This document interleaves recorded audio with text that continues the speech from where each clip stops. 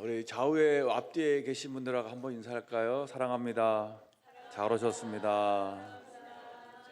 예. 아주 오래전 기억입니다.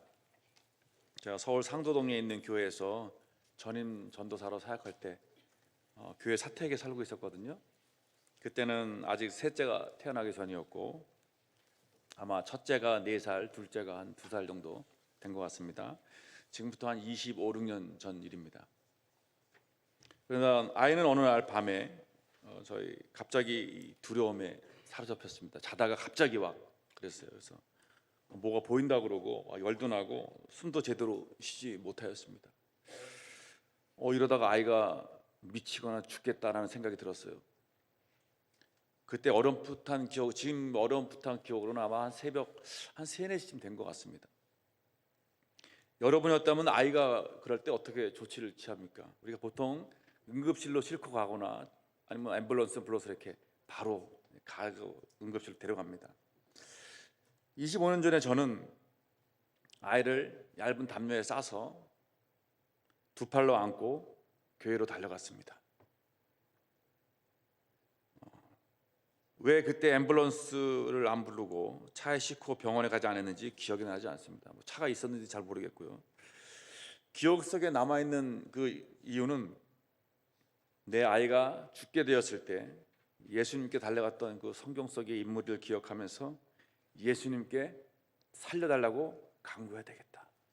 아무 생각 없이 안고 교회로 무작정 뛰어갔습니다. 곧 죽을 것 같았기 때문입니다. 의자에 딱 앉혀놓고 기도했습니다. 뭐 1시간 정도 기도한 것 같아요. 감사하게도 하나님께서 아이를 진정시켜 주셨고 그렇게 아이를 교회 장의자에 눕힌 채로 잠시 후 새벽 기도 오시는 분들과 함께 새벽 기도를 또 드리고 아침을 맞이했던 기억이 납니다. 저뿐만 아니라 아이가 아프면 잠 못 이루고 밤새 아이 곁에서 아이를 돌보며 그동안 회개하지 않았던 죄까지 일일이 다 꺼져보내서 회개하면서 아이를 살려달라고 기도하는 것이 우리 부모님들의 자녀 사랑이 아닐까 생각합니다. 오늘 본문에도 딸을 사랑하는 아버지를 소개하고 있습니다. 그 아버지의 이름은 야이로입니다. 그의 직업은 회당장입니다. 회당장은 유대인의 이렇게 회당을 관리하면서 예배를 인도하는, 예배를 책임지고 있는 회당의 장입니다. 그 지역의 모든 사람들이 머리 숙여서 인사하고 존경하는 그런 사회적 지위와 위치에 있는 사람입니다. 그런데 그는 많은 사람이 보는 앞에서 예수님의 발 앞에, 땅 앞에 엎드려서 예수님께 간구하고 있습니다. 22절에 보면 이렇게 나와 있습니다. 한번 보시겠습니까? 회당장 중에 하나인 야이로라 하는 이가 와서 예수를 보고 발 앞에 엎드려. 사회적 지위와 체면을 따질 때가 아닙니다. 자기 딸이 죽어가고 있습니다. 그동안 얼마나 많은 의원들을, 의사들을 찾아다녔을까 상상이 되지 않습니까? 많은 의원에게 많은 진찰과 치료에 좋다는 모든 약을 구매하고 돈을 들여서 고쳐보려고 노력했을 것입니다. 그런데 아무 차도도 없었습니다. 그냥 죽어가고 있는 딸을 바라만 보고 있었습니다. 그때 예수님이 동네에 오셨다는 소식을 듣고 예수님에게 바로 달려갑니다. 당시 유대 종교 지도자들, 회당장 같은 사람들은 예수님이 모세의 율법에 정면으로 도전했기 때문에 예수님을 이단아 취급했습니다. 심지어는 예수님을 어떻게 죽일까 의논까지 했지 않습니까? 그런데 유대의 종교 지도자였던 이 회당장 야이로가 예수님 발 앞에 땅바닥에 엎드려서 많은 사람들이 보고 있는 상황 속에서 예수님께 도움을 간청하고 있습니다. 그는 사회적 지위와 존경받는 사람으로서 수치스러운 행동일 뿐만 아니라 자신의 지위를 박탈당할 수도 있었습니다. 그럼에도 그는 주님 발 앞에 엎드려 이렇게 말합니다. 우리 23절 같이 읽도록 하겠습니다. 간곡히 구하여 이르되 내 어린 딸이 죽게 되었사오니 오셔서 그 위에 손을 얹으사 그로 구원을 받아 살게 하소서 하거늘. 그가 절망 가운데 붙잡을 수 있는 분은 예수님밖에 없었습니다. 죽어가는 딸을 살리기 위해서라면 내 모든 신분도 지위도 명예도 포기할 수 있사오니 주님 오셔서 내 딸을 살려주십시오. 간절한 애절한 아버지의 간구였습니다. 여러분, 딸 때문에 예수님을 믿었던 우리 유명하신 우리 교수님 간증을 많이 들으셨을 겁니다. 이어령 교수님이라고 재작년에 이제 소천하셨는데, 이분은 간증을 들으면 이분이 어떻게 예수님을 믿었냐? 딸 때문에 예수님을 믿었습니다. 그분은 예수 믿기 전에 종교를 하나의 문화로 인식했고, 성경을 읽었지만 신앙이 아니라 종교서적으로 읽었고, 기독교에 대해 항상 부정적이고 독설로 기독교를 강하게 비판했고, 나는 왜 예수를 믿지 않는가를 강의하고 다녔습니다. 그런데 그분이 2007년 7월 달에 세례를 받았습니다. 그 계기가 딸 때문이었습니다. 딸은 미국에 유학 가서 변호사가 되고 LA에 그 지역 검사가 되어서요, 한인 교민 사회에서 되게 아주 자랑스러운 한인이었습니다. 아버지에게도 자랑스러운 딸이었겠죠. 그런데 그가 딸이 갑상선 암에 걸립니다.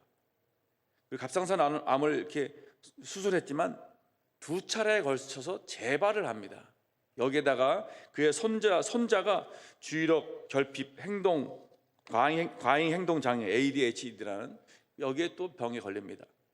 이 딸은 자신의 아들을 위해서 늘 눈물로 기도하고 있었습니다. 설상가상으로 이 딸은 이 딸의 눈이 보이지 않기 시작했습니다. 망막이 손상돼 거의 앞을 보지 못할 정도였고, 앞이 안 보여서 설거지도 할 수 없는 상황이었습니다. 이 모습을 본 아버지 우리 이어령 교수는 속이 찢어지는 듯 아팠습니다. 이 본문의 아버지 야이로처럼 절망 속에 자신의 무력함 속에 예수님께 와서 이렇게 간곡하게 기도하였다고 합니다. 하나님, 나의 사랑하는 딸 미나에게서 빛을 거두시지 않는다면 남은 삶을 주님의 종으로 살겠나이다. 예수를 그렇게 비판하고 독설로 기독교를 비판했던 사람이 자기 딸을 죽음 앞에서 만약에 내 사랑하는 딸을 살려주신다면, 눈을 보게 해주신다면 평생 주님의 종으로 살겠습니다. 그는 내 딸이 시력을 잃게 되어 살아있는 동안 다시는 내 얼굴을 볼 수 없다는 사실은 정말 믿을 수 없다며 미국에 있는 작은 교회에서 눈물을 흘리며 기도했다고 간증합니다. 얼마 후 기적적인 일이 일어났습니다. 딸이 점점 시력을 회복하더니 정상으로 돌아왔습니다. 수술을 받기 위해 병원을 찾았는데 의사는 망막이 다 나았다고 진단했습니다. 그리고 그 외손자도 ADHD 증후로 병을 낳았습니다. 그는 이렇게 말합니다. 내가 가장 사랑하는 딸에게 내가 못해준 것을 해준 분이 있다면 대단한 것 아니냐? 라고 하면서 예수님을 믿었다고 말합니다. 여러분, 혹시 내 삶에, 내 가정에 야이로의 딸과 같이 죽어가고 있는 자녀가 있습니까? 남편, 아내, 부모, 형제가 있습니까? 혹시 내 가정과 일터, 섬기는 공동체가 야이로의 딸과 같이 죽어가고 있습니까? 내 힘과 사회적 지위와 돈과 능력과 노력으로도 어떻게 해볼 수 없는 노닥 같은 죽어가고 있는 상황입니까? 예수님께 오시기 바랍니다. 예수님의 발 앞에 엎드려 내 딸이 죽게 되었사오니 오셔서 그 위에 손을 얹으사 살게 하소서 라고 간구하시길 바라겠습니다. 우리가 해결할 수 없는 난제들 앞에서 세상을 탓하고 사람을 원망한다고 문제가 해결되지 않습니다. 왜 나만 겪는 고난이냐며 억울해하거나 자포자기한다고 고난이 사라지지 않습니다. 술에 취한들 그 다음 날이 되면 여전히 억울한 고난과 난제들은 내 앞에 놓여 있습니다. 예수님을 찾아가시기 바랍니다. 누구든지 목마른 자는 예수님께 나오면 그 갈증을 해결해 주신다고 하였습니다. 예수님께 절망을 희망으로 변화해 달라고 간곡히 간구하시길 바라겠습니다. 예수님은 그의 간청을 듣고 어떻게 했습니까? 집으로 가는 중입니다. 그런데 갑자기 누가 새치기를 합니다. 이 새치기, 요즘에 여러분 공정과 공평, 정의가 되게 아주 화두 아닙니까? 저는 지난 10월 11월 달입니까? 세네갈에서 이렇게 한국에 오는데 너무 그 공항에서 비행기 타려고 줄이 엄청 많이 서 있더라고요. 전 그래서 보통 여러분 비행기 타보시면 아시겠지만 A, B, C, D 이렇게 해가지고 A는 몇 번부터 몇 번 이렇게 구역을 나눠서 이렇게 줄 서는 게 있어요. 근데 한 줄이 엄청 길게 서 있고 옆에 줄이 없더라고요. 그래서 옆에 이렇게 섰더니 이렇게 서가지고 이렇게 줄이 끊겨 있어가지고 이렇게 들어갔거든요. 옆에 있는 줄이 끊은 줄 알고.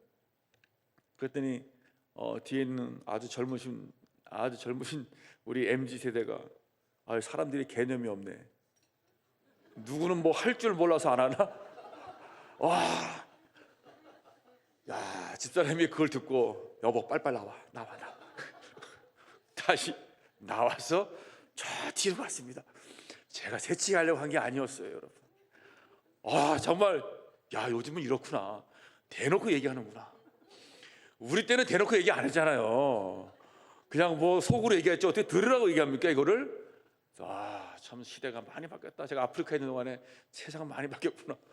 죄송합니다 하고 뒤로 왔어요. 여러분, 지금 야이로가 딸을 고쳐달라고 예수님께 왔는데 중간에 12년 동안 혈류병을 앓던 여인이 갑자기 새치기를 확 한 거예요. 그러면서 어떻게 했어요? 시간이 지체돼 버린 거예요. 빨리 가야 되는데 지금 숨이 넘어가고 있는데 빨리 가야 되는데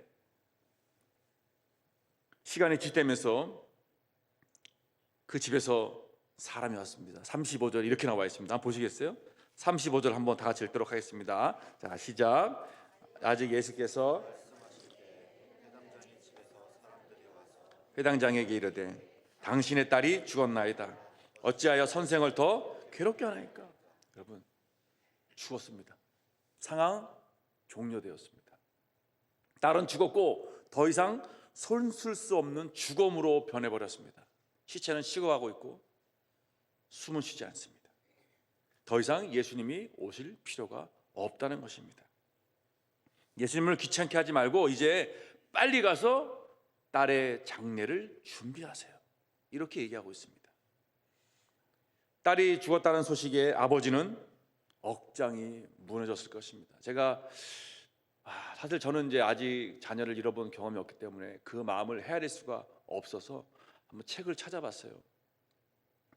박완서 작가의 한 말씀만 하소서라는 책이 있더라고요. 이 책은 1988년도에 25살의 자기 아들을 잃고 카톨릭 잡지 생활성서에 한 1년간 연재한 생활 일기 같은 책인데, 이 박완서 작가는 이렇게 얘기합니다. 자식을 잃은 어미로서 참척의 고통과 슬픔, 이를 감내해가는 과정을 통곡 대신 미친 듯이 끄적거린 글입니다. 이렇게 몇 가지 썼습니다. 참척이란 말은 어떤 뜻이냐면은 자식이 부모보다 먼저 죽는 비통함을 일컫는 말이 참척입니다. 이 세상 그 어떤 것과도 비교할 수 없는 참혹한 슬픔이란 뜻입니다. 몇 개 좀 긴 문장인데 제가 한번 이렇게 읽어드리겠습니다. 그 심정이 어떤지 한번. 아들이 이 세상에 살아있지 않다는 걸 인정하게 되면 그 다음은 가슴을 쥐어뜯으며 미친 듯이 몸을 솟구치면서 울부짖을 차례였다. 그 일이 나에게 얼마나 중요한 의식인지 아무도 모른다. 목청껏 아들의 이름을 부르면서 통곡하면 소리와 함께 고통이 발산되면서 곧 환장을 하거나 무당 같은 게 되어서 죽은 영혼과 교감할 수 있을 것 같은 예감에 사로잡히곤 했다.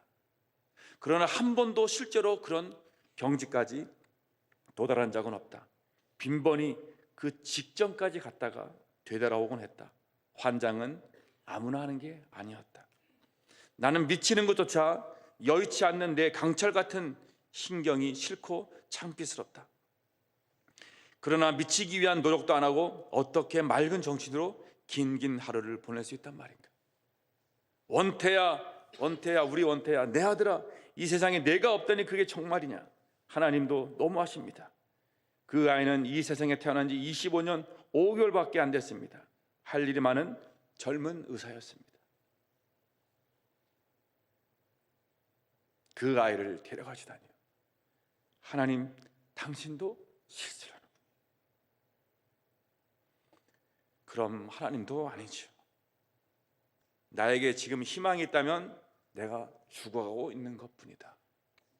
그래서 이렇게 말합니다. 하나님, 사랑 깊은 아이로 점잖은 내 아이들이 왜 죽었는지 더도 덜도 말고 딱 한 말씀만 하소서.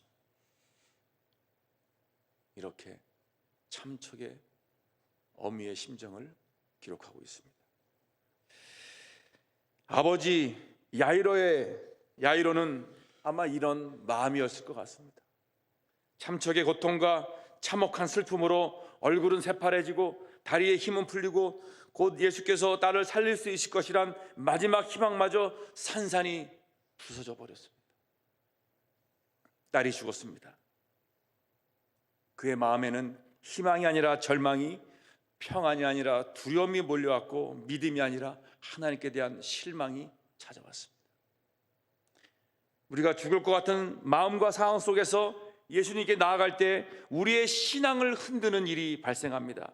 우리의 마음을 완전히 죽이는 말을 듣게 되거나 상황을 접하게 됩니다. 너무 늦었어. 기도해봐서 소용없어. 이미 망했어. 뭐 기도해봤자 사업이 일어나겠어? 사람은 바뀌지 않는다는데 뭐 게임 중독에 빠진 아이가 정신 차릴 것 같아? 술 중독에 빠진 남편이 뭐 술을 끊겠어? 아이고, 내 손에 장을 지지지. 그렇게 완고한 남편과 부모님이 예수를 믿는 게 가능이긴 하겠어? 죽었어. 더 이상 가능성이 없어.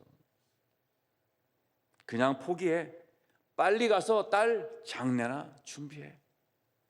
그 소식을 들은 아버지의 마음은 흔들렸을 것입니다. 그때 그 죽음의 소식을 옆에서 듣고 있던 예수님이 이렇게 말씀하십니다. 36절 한번 다 같이 우리 읽겠습니다. 36절입니다. 시작. 예수께서 들으시고 회당장에게 이르시되 두려워하지 말고 믿기만 하라 하시고, 아버지가 흔들릴 틈도 없이 대답할 틈도 주지 않고 딸의 죽음 소식에 반응할 시간도 주지 않고 바로 개입하시면서 이렇게 말씀하십니다. 두려워하지 말고 믿기만 하라. 두려워하지 말고 믿기만 하라. 여러분, 아까 말씀드린 이어령 교수는 또 이런 간증을 했습니다. 자기가 2007년 봄 하나님께서 사랑하는 딸의 보이지 않는 눈을 회복시켜 주셨고 나는 기쁨으로 세례를 받고 크리스찬이 되었습니다. 그런데 정확히 3주 후에 또다시 시련이 찾아왔습니다. 하버드 법대 진학을 준비하던 사랑하는 외손자가 갑자기 세상을 떠난 것입니다. 내가 가장 사랑하는 손자가 죽었으니 왜 신앙심이 흔들리지 않았겠습니까? 그 당시에 상당히 회의를 했습니다. 그러나 난 그때 눈물과 원망을 머금고 더 철저하게 나를 던지고 나의 지식을 해체해버렸습니다. 손자의 죽음을 통해서 나 자신을 더 비워야 했습니다. 이어령 교수는 외손자의 죽음 앞에 흔들렸습니다. 그러나 참척의 죽음 앞에서 오히려 자신을 더 비우고 자신이 아는 지식을 버리고 주님을 붙잡았습니다. 여러분, 이것이 제자의 삶입니다. 죽음 앞에서 죽은 것 같은 상황 속에서 다른 사람들은 안 된다 그럴 때, 죽었다고 말할 때, 가망이 없다라고 말할 때 오히려 나를 비우고 내 지식을 비우고 내 생각과 판단을 다 버리고 십자가에 내 정과 욕심을 다 못 받고 내 자아를 더 깊이 더 깊숙하게 십자가에 탕 박는 것입니다.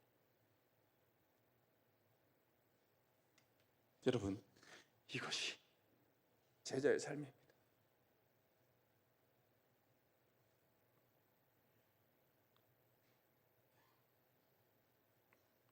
그래서 누가복음 14장 27절에서 예수님께서 그렇게 말씀하십니다. 누구든지 자기 십자가를 지고 나를 따르지 않는 자도 능히 내 제자가 되지 못하리라. 어느덧 우리는 십자가를 잊어버렸습니다. 십자가가 아니라 내 자신이 예수 그리스도를 못 박고 있습니다. 내가 십자가에 못 박혀야 되는데, 내 고집과 아집을 십자가에 못 박아야 되는데, 내 생각과 경험과 판단을 십자가에 못 박아야 되는데, 나는 살아있고 예수는 죽어있고, 나는 살고자 하고 예수는 죽이고자 하고, 그것이 제자의 삶이라고 신앙이라고 착각하면서 살아가고 있는 것은 아닐까요? 나는 얼마나 날마다 십자가에 나 자신을 죽이고 있을까요? 바울은 말하고 있습니다. 나는 날마다 죽노라. 나는 날마다 십자가에 나를 못 박고 다시 부활하노라. 이것이 우리 참된 제자의 삶이었습니다. 지금 딸의 죽음 소식을 들은 아버지의 선택은 둘 중에 하나였습니다. 예수님을 놓고 딸의 장례를 치러러 갈 것인가, 예수님을 끝까지 붙들고 있을 것인가. 우리가 이해할 수 없는 시험과 고난 앞에서 우리가 선택할 수 있는 길은 둘 중에 하나입니다. 나 자신을 주님과 함께 십자가에 더 철저히 못 박고 주님이 가신 그 십자가의 길을 끝까지 걸어갈 것인가, 아니면 주님이 계신 십자가에서 내려와서 주님을 십자가에 그대로 두고 나는 나의 길을 갈 것인가. 주님이 이렇게 말씀하십니다. 두려워하지 말고 믿기만 하라. 내 곁에 더 가까이 붙어 있어라. 보여지는 현실의 상황이 이해가 되지 않고 기도 응답의 가능성도 보이지 않고 상황은 이미 종료된 것 같고 내가 할 수 있는 것이 아무것도 없어서 무능하게 느껴질 때, 죽음만이 나를 기다리고 있을 때 주님은 이렇게 말씀하십니다. 두려워하지 말고 믿기만 하라. 이 아이는 죽은 것이 아니라 잔다. 보여지는 현실을 인간의 눈이 아닌 믿음의 눈으로 바라보라는 것입니다. 그럴수록 더 주님 앞에 나가고 기도의 자리로 나아오라고 부르십니다. 인간의 눈으로 보기에는 죽었지만 주님의 눈으로 보기에는 자고 있는 것입니다. 자연 법칙은 이미 죽었다고 말하지만 주님의 법칙은 자고 있는 것입니다. 하나님은 자연의 법칙을 만드셨고 우주를 자연 법칙을 통해서 움직이시지만 때로는 자연과 의학과 과학을 초월해서 초자연적으로 질서를 바꾸시고 기적을 행하시는 전능하신 하나님이십니다. 그래서 그가 99세의 아브라함에게 나타나셔서 이렇게 말씀하십니다. 나는 전능한 하나님이라. 너는 내 앞에 행하여 완전하라. 아브라함은 바랄 수 없는 중에 바라고 믿었습니다. 그가 100세가 되어 자기 몸이 죽은 것 같고 사라의 나이 90세가 되어서 사라의 태가 죽은 것 같음을 알고도 믿음이 약하여지지 아니하고 하나님의 약속을 의심하지 않고 믿음으로 견고해져서 하나님께 영광을 돌렸다라고 말하고 있습니다. 그가 믿음 바 하나님은 죽은 자를 살리시며 없는 것을 있는 것으로 부르시는 이심을 믿고 약속하신 것을 능히 이루실 것을 확신하였다라고 로마서에는 기록하고 있습니다. 흔들리십니까? 여러분 앞에 죽음이 여러분을 가로막고 있습니까? 죽음 앞에 두려워하십니까? 오늘 아침 하나님은 저와 여러분에게 이렇게 말씀하십니다. 나는 전능한 하나님이라. 너는 내 앞에서 행하여 완전하라. 그리고 참척의 죽음과 절망과 두려움 앞에 무너지고 있는 야이로에게 말씀하셨듯이 이렇게 말씀하십니다. 두려워하지 말고 믿기만 하라. 나는 전능한 하나님이라. 두려워하지 말라. 내 앞에서 행하여 완전하라. 그럼에도 불구하고 우리를 비웃는 사람이 또 있습니다. 우리를 흔드는 사람이 또 나타납니다. 40절 맨 앞에 한번 보시겠습니까? 40절 맨 앞에 이렇게 나와 있습니다. 그들이 비웃더라. 아이는 죽은 것이 아니라 잔다는 예수님의 말을 듣고 야이로의 집에서 함께 슬퍼하고 아파하고 공감했던 사람들은 어떻게 했습니까? 비웃었습니다. 우리가 믿음을 지키고 포기하지 않고 끝까지 기도한다고 해도 모든 사람들이 우리를 이해하거나 인정하거나 칭찬해 주지 않습니다. 많은 사람들이 우리의 믿음과 인내와 섬김을 인정하지만 반면 우리를 조롱하고 비웃는 사람들도 있다는 것입니다. 누가복음에 동일한 이야기가 기록되어 있는데 거기는 이렇게 말하고 있습니다. 그들이 그 죽은 것을 아는 고로 비웃더라. 아는 고로, 자신의 지식으로 비웃더라. 자신들이 아는 대로 자신들의 지식과 이성과 신앙과 경험적 지식에 근거하여 믿음으로 살려는 자들을 이해하지 못하고 오히려 비웃고 비난하고 있었습니다. 우리가 듣고 보는 것이 절대적으로 옳다고 생각해서 안 됩니다. 보이는 것이 다가 아니며 듣는 것이 전부가 아닙니다. 보여지는 것이 모두가 진리가 아니며 듣는 것이 전부 진실이 아닙니다. 진리는 마치 밭에 감추어진 보물과 같아서 흙을 파내야 캐낼 수 있습니다. 보이는 것과 듣는 것을 그대로 바로 믿고 본다면 우리는 통곡하던 사람들처럼 아는 것으로 조롱하고 비난하고 비웃습니다. 예수님은 그들을 어떻게 했습니까? 40절에 다 내보냈습니다. 조롱하고 비웃고 비난한 사람 다 내보냈습니다. 그리고 아이의 부모와 자기와 함께한 자들만 데리고 죽은 아이가 있는 곳으로 들어가셨습니다. 그리고 아이의 손을 붙잡고 이렇게 말씀하십니다. 달리다 쿰, 소녀야 일어나라. 소녀야 일어나라. 예수님께서 여기서 어떤 토론으로 말씀하셨는지 모릅니다. 어떤 사람들은 부드럽게 아주 따뜻하게 손을 잡으며 소녀야 일어나라 이렇게 말씀했다라고 하는 사람도 있고, 어떤 사람도 강력하게 소녀야 일어나라 라고 말씀했던 사람도 있습니다. 예수님께서는 그 아이의 손을 잡고 이르시되 달리다고 마시니 번역하면 내가 네게 말하노니 소녀야 일어나라 하십니다. 여러분, 이 구절에서 2024년 온누리 교회가 탄생했습니다.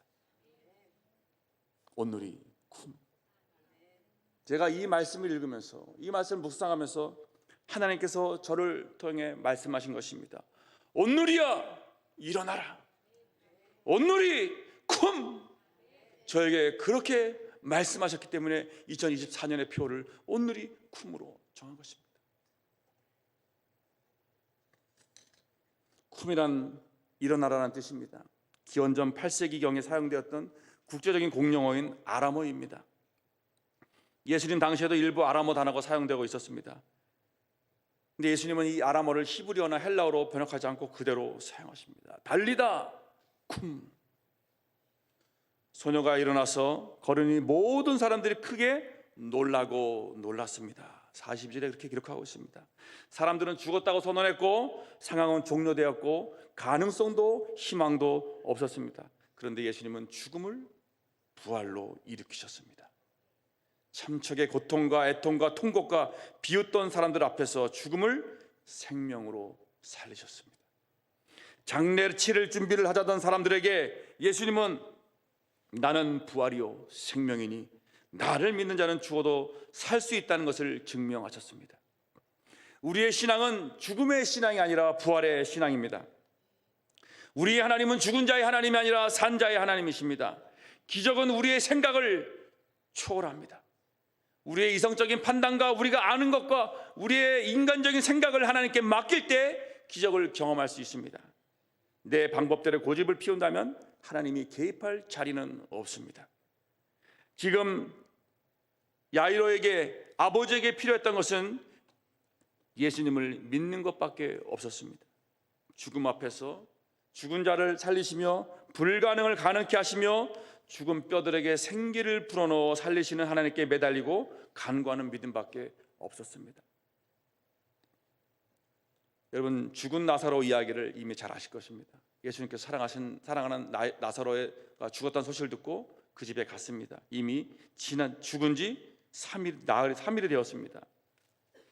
예수님께서 무덤에 가셔서 돌을 옮겨 놓으라 라고 말합니다. 그랬더니 그 누이가 이렇게 말합니다. 주여, 내 이 오라비가 죽은 지 이미 나흘이 되었음에 벌써 냄새가 납니다. 그때 예수님께서 이렇게 말합니다. 내가 너에게 말하지 않았느냐? 내가 믿으면 하나님의 영광을 보리라. 내가 믿으면 하나님의 영광을 보리라. 내 믿음대로 될지어다. 이것이 하나님께서 우리에게 말씀하신 것입니다. 내가 믿느냐? 내가 믿으면 하나님의 영광을 보리라. 죽은 자가 살아나는 것을 보리라. 죽은 것 같은 상황이 다시 살려질 것을 믿으라. 하나님께서 우리의 가족을 살리실 것이고 우리의 사업과 직장을 살리실 것이고 우리의 공동체를 살릴 것을 내가 믿느냐? 내 믿음대로 될지어다. 내가 믿으면 하나님의 영광을 보리라. 이 아침에 그렇게 말씀하십니다.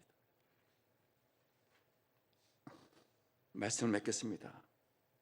죽은 것 같은, 아니면 사람들이 이미 죽었다고 선언하고 확신하는 소망 없는 현실, 이미 죽어버린 자녀, 가족관계, 죽어버린 일터와 공동체를 살리는 길은 부활 신앙을 회복하는 믿음인 것입니다. 우리는 죽음을 기도로 돌파하고자 금요 돌파 기도를 시작했습니다. 여러분, 우리를 긍휼히 여겨 주시옵소서. 하나님에 대한 불신과 부정적인 생각의 말을 끊어내고 믿음으로 부활의 손을 붙잡고 불신앙과 비웃음의 자리에서 일어나시기 바랍니다. 그러면 죽은 딸 같은 우리의 삶에 부활의 기적을 경험하게 될 것입니다. 야이로의 딸이 죽음 앞에서 일어난 것처럼 저와 여러분의 삶에도 죽음에서 달리다 쿰, 소녀여 일어나라, 내가 내게 명하노니 일어나라 라는 주님의 기적의 손을 붙잡고 일어나시는 저와 여러분 되시기를 주님의 이름으로 축원합니다. 아멘. 우리 함께 찬양하겠습니다. 왜 나만 겪는 고난이냐고, 왜 나만 겪는 슬픔이냐고, 왜 이런 슬픔이 찾아왔는지 원망하지 마세요. 너무 견디기 힘든 이 순간에도 주님이 일하고 계시잖아요.